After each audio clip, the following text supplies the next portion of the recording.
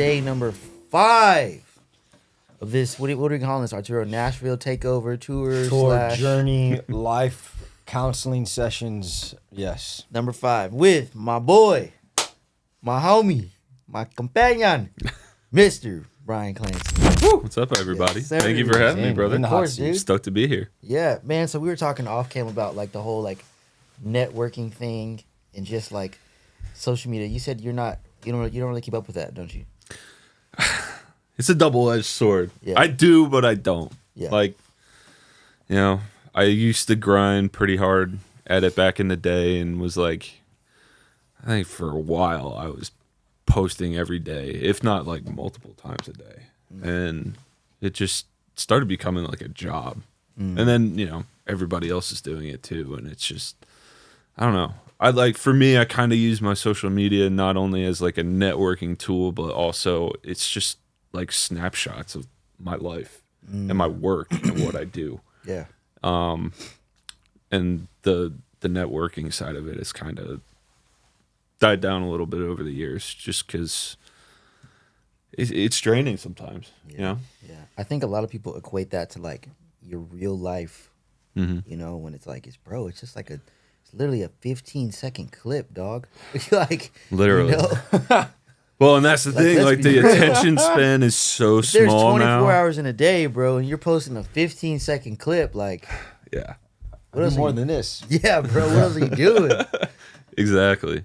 And sometimes it'll take all day to just get that one 15-second clip, you know? Oh, yeah. It's crazy. Definitely, man. How do you think you like?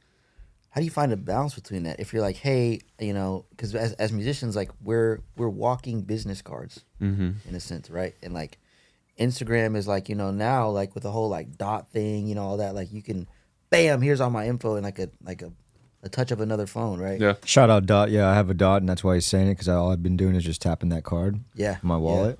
Yeah, I need to do that. I got you.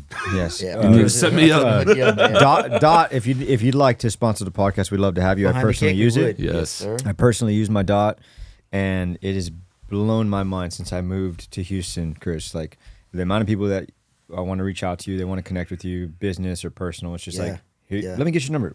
Here you go. Nah, fam, I got a dot. I love that. Easy. That's Fast, great. because it's like, what number? Like, I can't type numbers, man. I know. Yeah. I mean, let's touch on that, man. Like, how do you think the communication between like musicians in certain areas is like transactional versus like, hey Brian, like, how's your fam?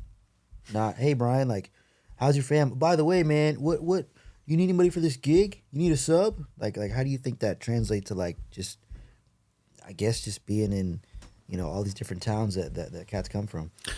Yeah, I mean, as somebody who's been here for 10 years, like, believe me, I know the grind. It's not easy.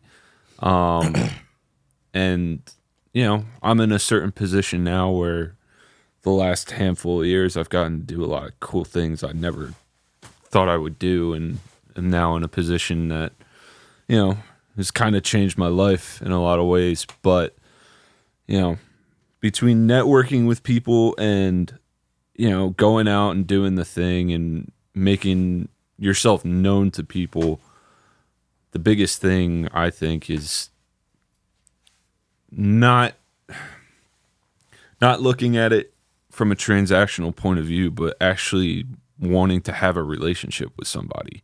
You know, it's not just, oh, hey, if you ever hear of anything, let me know. You know, if you ever need a fill in, hit me up. No, like, shoot me a text. You know, call me up or something. Let's just chat and actually have a relationship, because those are things people are going to remember. And most of the time, those are the things people are going to call you back for, rather than the actual work side of it. Like, in this town especially, that sort of stuff is kind of implied, that the skill set and the skill level should be there. Most people are looking for a good, solid person and a good hang at the end of the day. We've been hearing that pretty consistently. Like, it's like you're only going to get like 2 out of 3. It's either like good money, good music, or good hang. Yeah. You never get all 3 when you're getting a gig for some reason. Like, it's rare. And it's like, I never try to downplay the playing or whatever it is you're doing in the industry side of it, because that is most important of all. But if you've never been on tour before and you've never been on a bus, or you're not a good hang, like, people aren't going to want to be around you. And those are the things people really look for, because we're gone so much of the time. And you got to be able to get along with people that maybe you haven't even met before, or, haven't been around a lot, and just good social skills, I'm not the best at that, but you're cool. I at least you got it down. I at least know how to kick it, Yeah. I think that's what counts at the end of the day for me. Like, been on runs where it's just good music and the pays good, but then when you're around, tough to be around people, it's just like, no, I kind of want to just go home. Mm-hmm.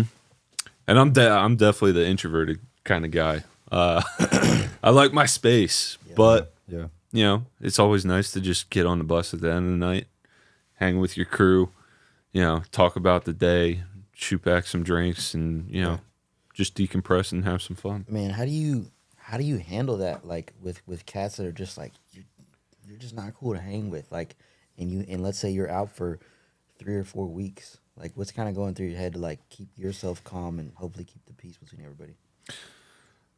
Luckily, I've been pretty blessed in most of the situations I've been in. I really haven't run into that much. But for me, like, my mindset is always based on the work or the task that I'm being hired to do. So no matter what, my main priority is always, I was hired to do this. I need to do 110% at all times. And everything else is just icing on the cake. Because if I'm not doing my job, then, what's the point?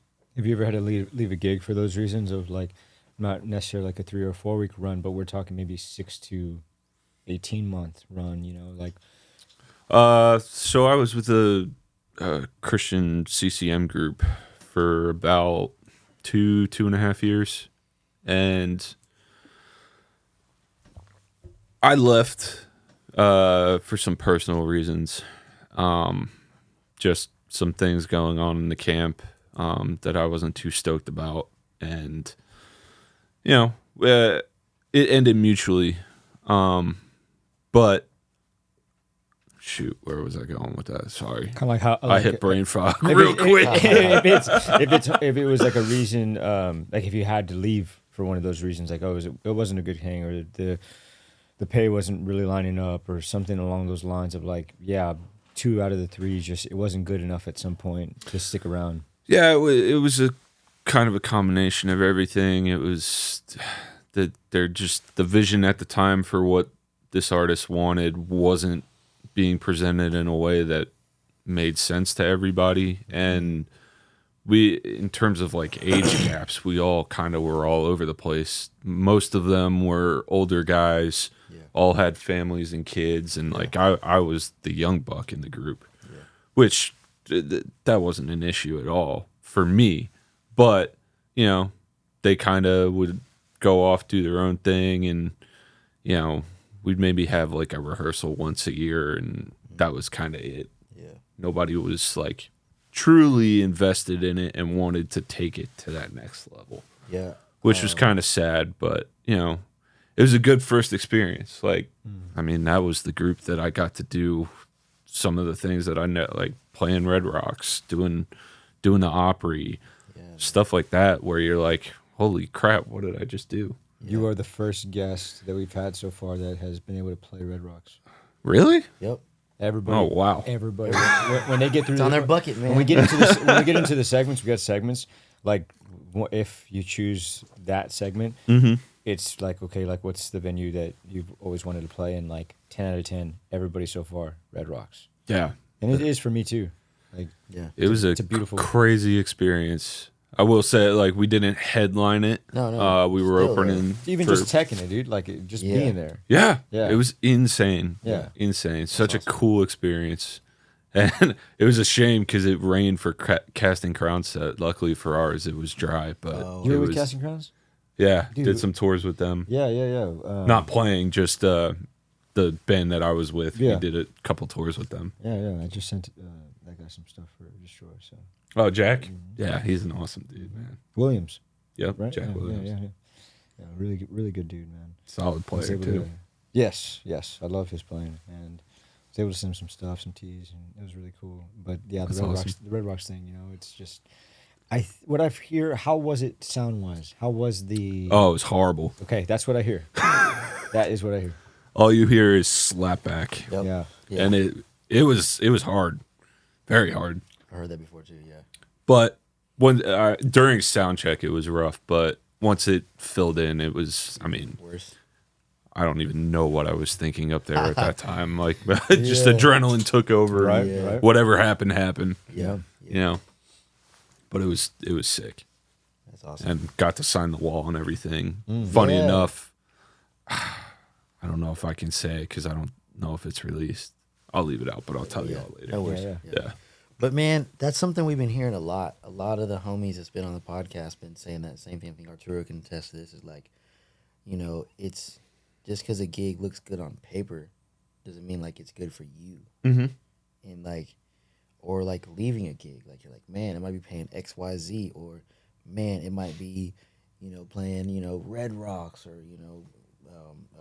MGS. You know what I mean? Like just all these places, man. And like, how do you have to kind of internally deal with that? Like, how does what I guess what I'm asking is what makes Brian be like, hey, this is not really worth it to either be here or to accept that. I guess that's the crazy part for me is like I'd had bands and stuff growing up. Funny enough, we never really played any shows. I always had bands, and then somebody would start fighting, or we would break up before the first show. So I never really did a whole lot of playing out back when I lived in New Jersey. I played with this one guy when I moved to town for a little bit.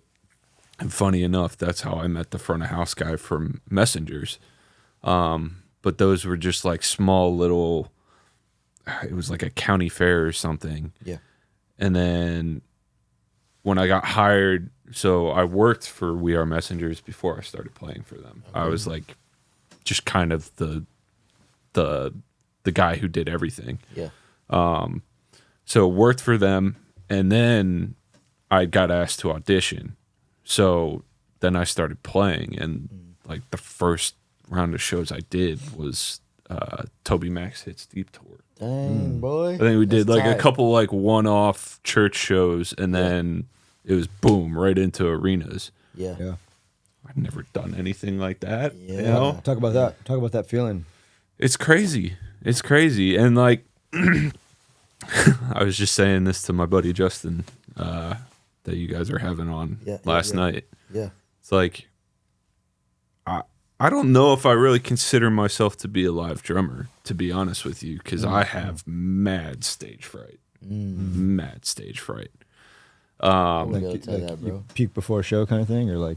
No, I mean even just up there playing. Like instead of being in the moment, just having fun and like, hey, I'm playing drums. No, I'm like, What could go wrong? Yeah, it's just imagine that many people. I know they're not looking at me. Yeah. But What if they are though? What if they're like just staring? I mean, at what if only they the are? Person, just soul deep, just yeah, Brian. And we're the drummers, man. Yeah. We're the backbone of the band. Yeah. And nowadays like tracks are so big. Yeah. And a lot of the times there's no noise on stage. Yeah. So like there was this one time, I forget where it was exactly because I keep trying to just block it out of my brain, but it always comes back. Yeah. I would stand off of the riser before the show started. And for some reason, I was on a hardwired pack for that tour. And our intro wasn't in our ears. Oh, no. So I hear the intro go off. I'm standing behind the riser. And intro goes off. I'm like, cool. All right, time to step up. Yeah. Step up. I hear the intros like coming to the end. I'm like, all right, here we go. Intro drops. Nothing. I have nothing in my ears.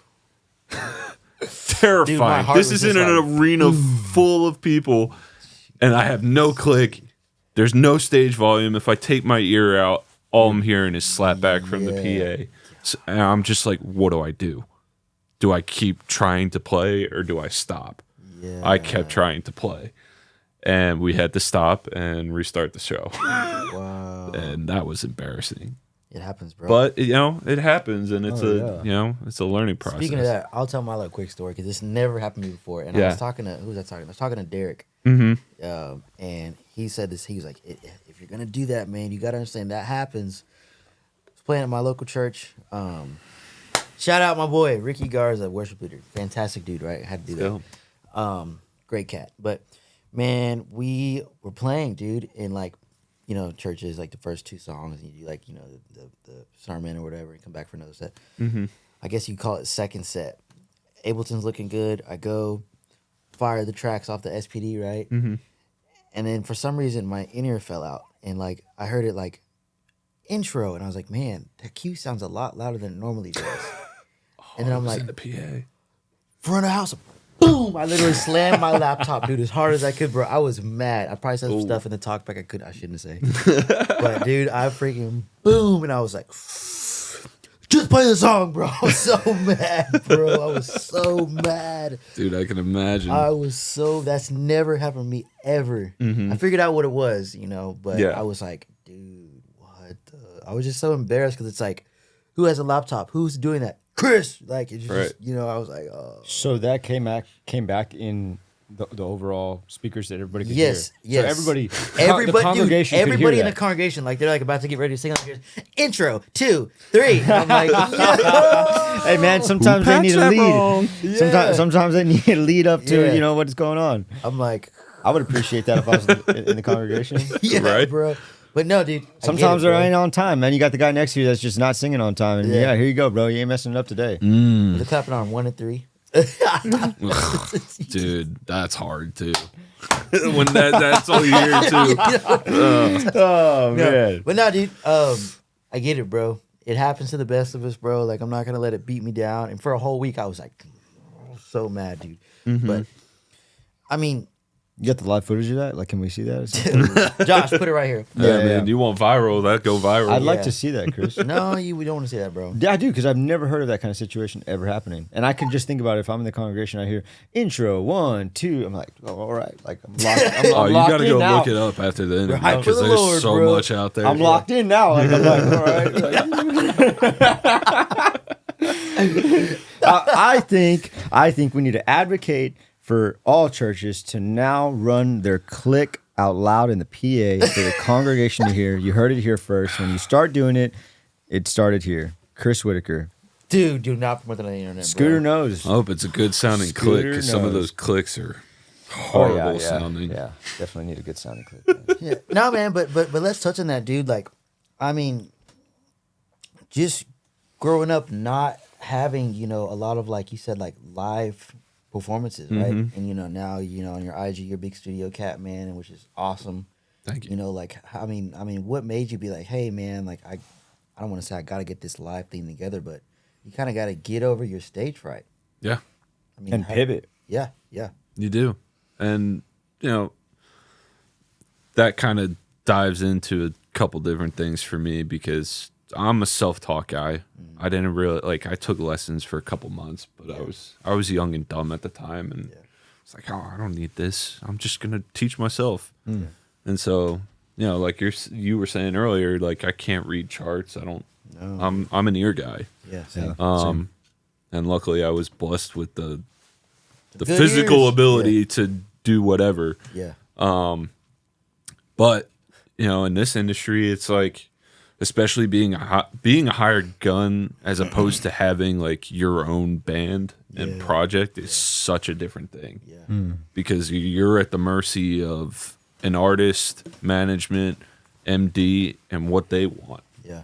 And a lot of the times, the calls you get, you don't have a whole lot of prep time, and you gotta adjust on the fly, and that was another learning curve too, because it's like, oh, they want to try something out in sound check today, and it's like, in this town, they kind of expect you to like get it right out the gate. And I'm more on the slow learning side of things. I can get it, but it's going to take me a minute. And so that kind of would like screw with my head a little bit. But as time went on, I just would keep telling myself, I'm like, dude, just remember you're here playing drums. And this is the thing you love to do. If I can get out of my own head and just have fun up there, that makes such a world of difference. Do you feel that pressure, like even in the studio? I know you're more on the producing side, but like I know there are the guys out there that also have like the red light syndrome. Oh yeah, that's definitely a thing. Yeah, Yeah. Not so much if I'm just like, not so much if I get hired to like cut on a song or something and there's no cameras on. But you throw it. I mean, even right now, I'm like, I don't know what to do looking at that thing. Yeah. No, pretend it's not here. Gives me anxiety, but yeah, you know, again, it's just you just got to block that stuff out and just remember that I'm here playing drums and that's what I love to do. Yeah, and that's what's gonna show through the most. And I think that's super important because I think there was a time even when Taylor Hawkins had that. I was watching some documentary, man, and correct me if I'm wrong if you've watched this thing before. It's like one of those Dave Grohl like studio documentaries. I'm a mad Foo Fighters nerd. So have you seen? Do you know what I'm talking about? Mm-hmm.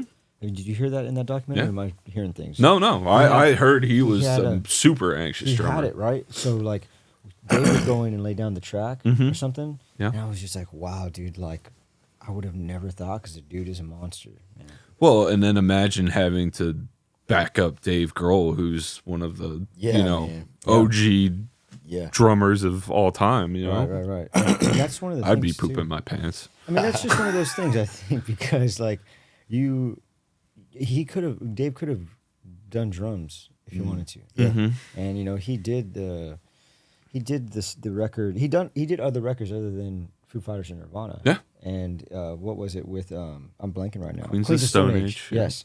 But then you got John Theodore. Mm-hmm.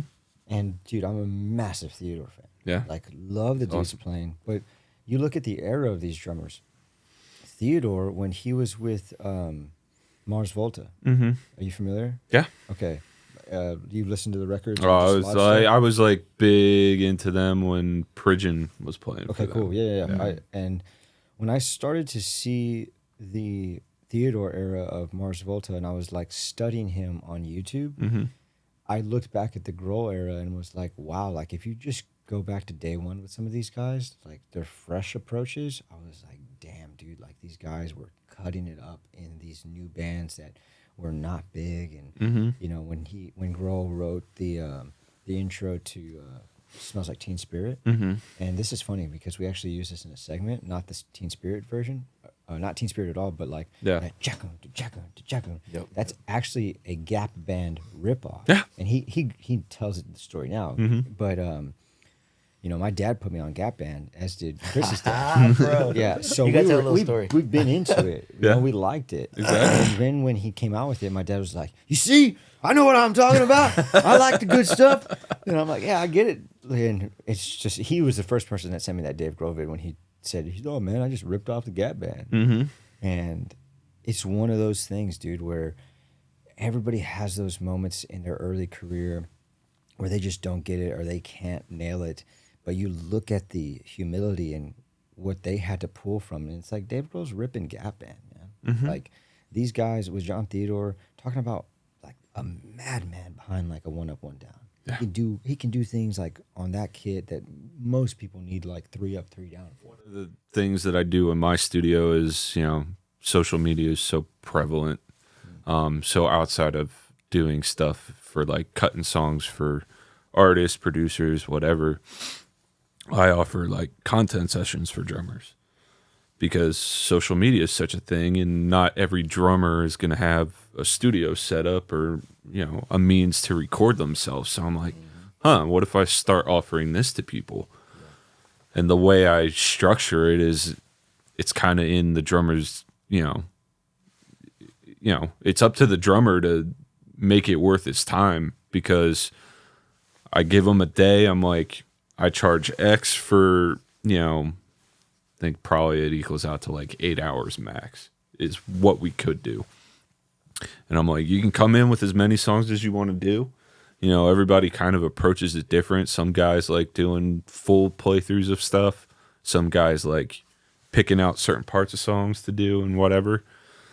And it's like, you know, some guys will hit me up months in advance and book something. And I'm like, all right, give me the list of stuff you want to do in advance.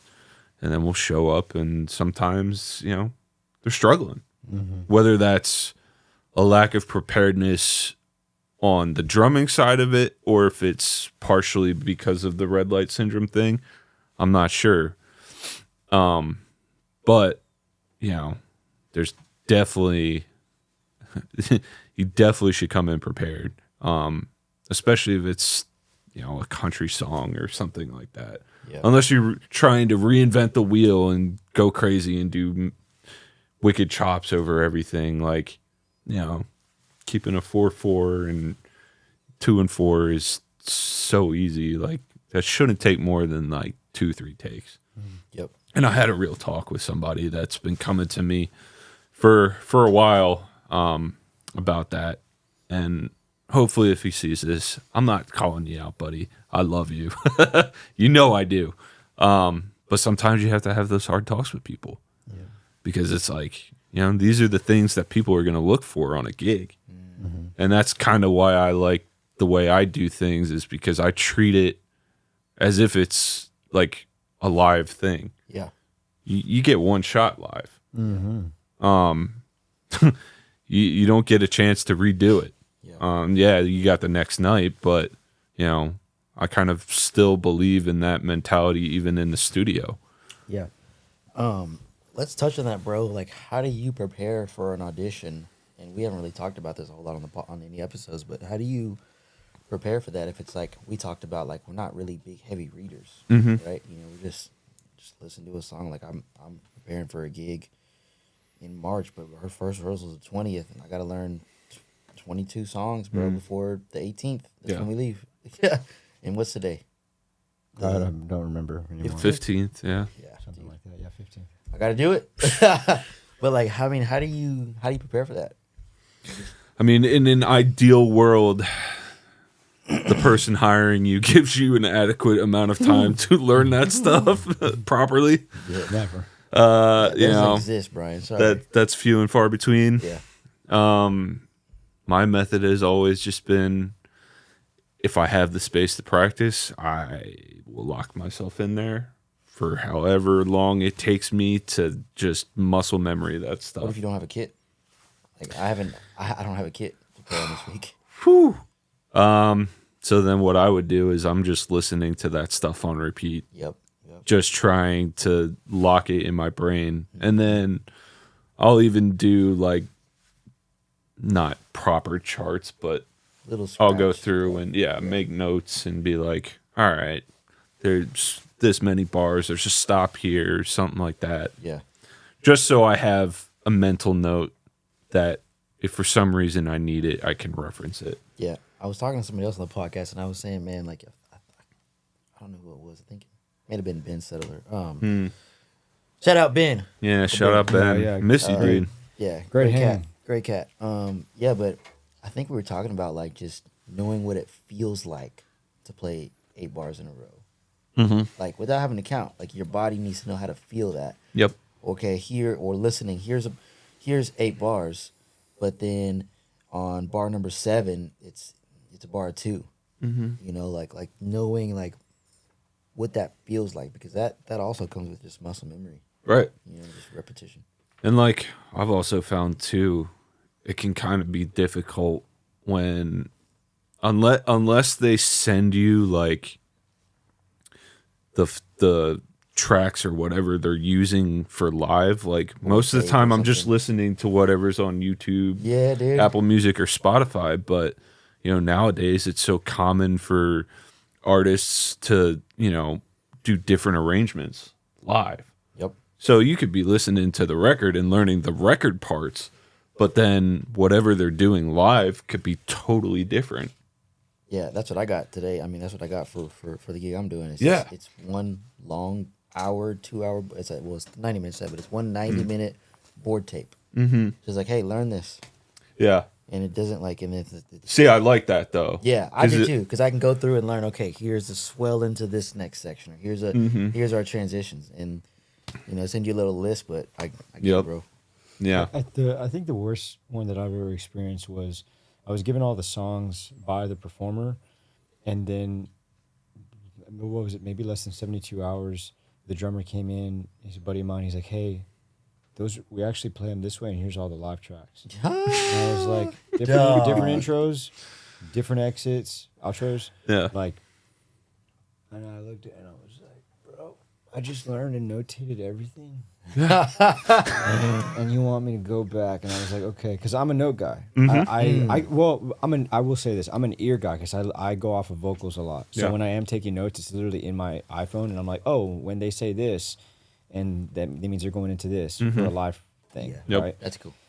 So I had to do all the new notes, and it was like headlining a rodeo, all this thing. First time playing with them, no rehearsal. Yeah, that's also no rehearsal. Blows my mind too that people trust people enough to go for it like bro, that. I'm like, why are you trusting me with this? Like, why are you telling me? Like, so I was living in Austin for a few years, and I was a hired gun out there.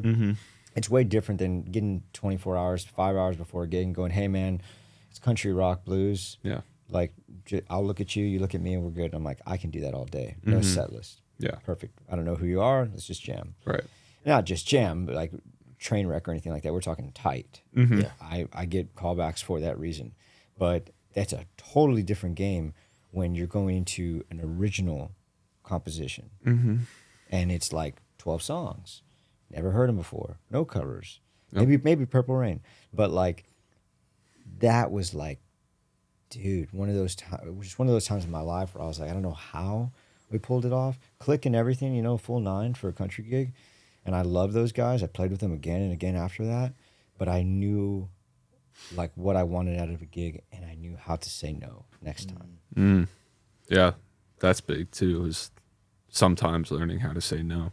Yeah. And there's power in that. It's crazy. That just made me think of, I was watching the most recent Drumeo clip, where they bring in the drummers and they give them a song that they've never heard of before. Yeah. And it was Kenny Arnoff was just on. We were watching. And we were talking. Yeah, we were talking about that. Yeah. And him having to. Darnell, he was on there. Yeah. Yeah. But Kenny just had to do the. What's his name? The dude from Sammy Hagar. Yo. Remember he had to hop in on that because Bonham had to leave or something. But he got called like. It was like 24-hour notice. Kenny did the Hagar gig? Yeah. 24-hour notice or something crazy like that. I did not hear that. Had no physical practice playing time. Yeah. Dude charted everything out and somehow pulled that off. Arnoff was also on Pink Houses by that old school song, Little Pink Houses by, you know who I'm talking about? Little Pink Houses for you and me. I don't know if I've heard that one. Okay, so it's a great track, but like old school track. Kenny Arnoff's on so many freaking records. Oh yeah, dude. Yeah. Stupid cat. Guys played with everybody. You wouldn't even think about is Yeah. I mean, dude, like that guy. It's like him. It's like Omar Hakim. Another one, dude. Bro, that's another guy. Yep. Like the David Bowie record, right? Yep. Like stupid. Like I'm just like, dude, I grew up like I was 12 years old, like listening to Modern Love. Wow, like jump, and then knowing how to do cha, like knowing how to jump into a track. It like, I grew up. My dad he's a guitar player. He built this little studio on the side of the house. That's awesome. And so I'd go in there as a kid, like. It's so funny, man, being like a kid, like 10 years old, starting to play drums, and like you're around your dad and all these musicians' friends, and like, it's just one of those things where you're like, man, I'm like around all the adults, and like you see a cigarette for the first time, and you see all these first time things, and it's just like, whoa, like I don't know, I'm growing up fast here, right? And I get behind the drums, and it's all of these songs that they like to listen to. My influence was all my dad. So it went from like Bowie to Sade to Prince to Pantera, like it's just freaking all over the place. Same, Stevie bro. Ray Vaughan, So I learned from these cats that just knew how to kick things right in the gut. Mm-hmm. You know, there's a difference between just having. Chris and I were talking about this. There's a difference between being able to play pocket and you get the 2 and 4 and down, and you got what you do to serve this song. But like, where are you actually like kicking these people in the gut when they hear you're playing? And like Arnoff and Hakeem, like, yeah, you can do the doom cha doom cha cha cha, and that's that Bowie track. But you can also hear that in like a Fall Out Boy song. Mm-hmm. Dun, dun, dun, dun, dun, dun, dun, dun. You know what I mean? Yep. That simple intro. I just literally thought about that right now, and I wonder if what's his name freaking ripped off Hakeem on that David Bowie song. Like, because I literally, it came to my mind where I was like, dun, cha, dun, cha, dun, cha, dun, cha, and that's the freaking Fall Out Boy song. That is true. Shoot. So I started to think about that and was like, wow, like I grew up listening to these old school cats that were playing on records that I had no idea who the drummer was. And then 20 years later, I'm like, oh, this record that I'm listening to recently has the same guy that I was listening to 20 years ago. And my ear just knows that guy. Mm-hmm. So I'm like, who is this guy? I look it up. I'm like, freaking, it's Hakeem. It's Arnoff. And I'm like, I love that guy's playing because I've been listening to it for 20 years unknowingly. That made me think of J.R. Robinson. Oh, yeah, yeah, dude. man. Yes. There was some interview I saw from him where, and I don't remember which MJ song it was. One of the classics. A classic MJ? But he also but has he some was- like one-off like deep cuts that He's are the- also yeah, off yeah, the yeah. wall. Yeah. But it was one of the big ones. And he was saying that Quincy Jones had, come in the room and he was like, JR, I need a signature fill. Oh, Yes. that was Rock With You. I know what you're Yeah. talking about. Yeah. Yes, I know what you're talking Yes. about. But, most guys would probably sit there and try and come up with some flashy, crazy Yes. thing. And JR Yeah. was like, it was something stupid simple. Shaka, But shaka, shaka, shaka. Yeah. Yeah. But that lives on forever. Yeah. When people know that feel, they're like, oh, yeah. Yeah. No, it's crazy. I think, man, the key to sustainability is trying to be that same person when you left that house that you are when you get back. I like that. You know, like when you leave that front door and you go get on that bus or that plane, make sure that you're not a different person, because the people you left back at that house or wherever you came from are going to see that, and that's going to be a bigger impact on them than it is to you. Thank you for that, dude. Yeah. I think the other thing too that's just kept me going over the years is like I just made a decision that there's no plan B. There's this. Yeah. I've got nothing to fall back on. Yep, I and agree, I agree. it's like we were saying, I've been here 10 years, so it hasn't beat me down yet. Yeah. Yeah. But just having that no holds bar mentality of like, no, I'm gonna make this work one way or another. No matter what. Yeah. And you I mean, this is cliche. You fight for your dreams, fight for what you want. But like, if you don't, bro, like, you're never gonna get it. Mm-hmm. It's never gonna stick. And I think Molly said something really good last night. She had to find that really deep place in her where it was like, no, like actually just let go and let God. And it's a very cliche thing to say, but when you have literally nothing and you are completely depleted of everything that you're used to having to feel somewhat worthy, it's like, damn, let me let go of what little I'm holding on to right now and just see how much more I can gain by trusting him, And that's the thing too, is like, don't ever get comfortable. Right. Because things could switch up just like that. Welcome to pain. Yeah. That's right. Welcome to that. Hey, that's it, man. perfect. Should get it from. Done. All right, guys. Wrapping up here. It was great having you on, Brian. Dude, thank you Yes, for having sir. me, brother. Absolutely. This was awesome. Dude, I'm gonna tell you this, bro. On behalf of Behind the Kick, thank you for letting us get to know Brian Clancy, the person Thank Behind you, the kick. guys. behind the kick. Thanks So, for giving me a voice. this has Absolutely. been day number 5 Morning. with the man, the myth, the legend, the homie, the companion, Mr. Brian Clancy. Woo! Peace, y'all. See you Thank guys you, next guys. time.